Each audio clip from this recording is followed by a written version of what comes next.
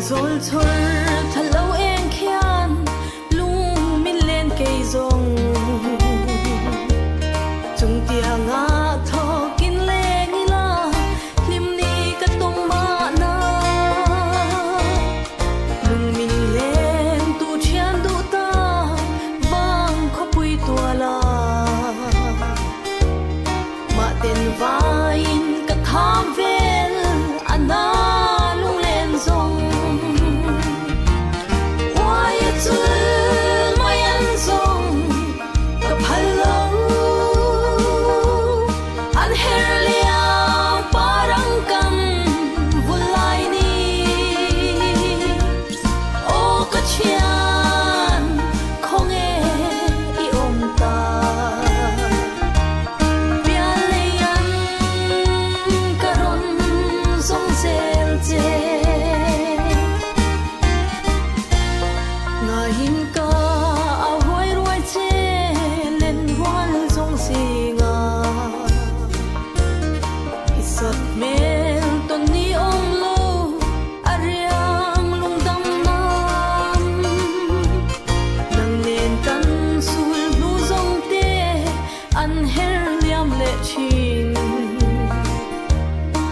chian du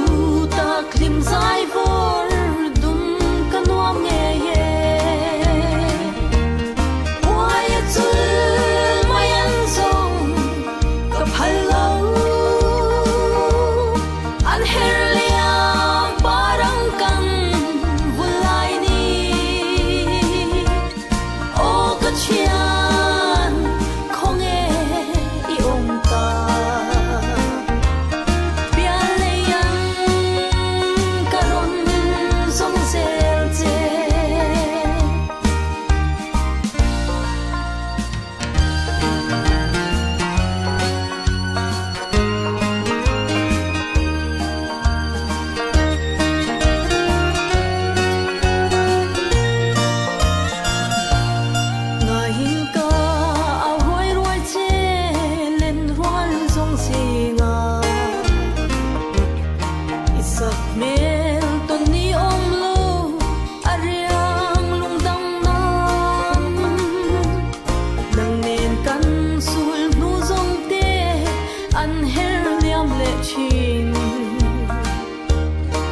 chian du ta klim zai vor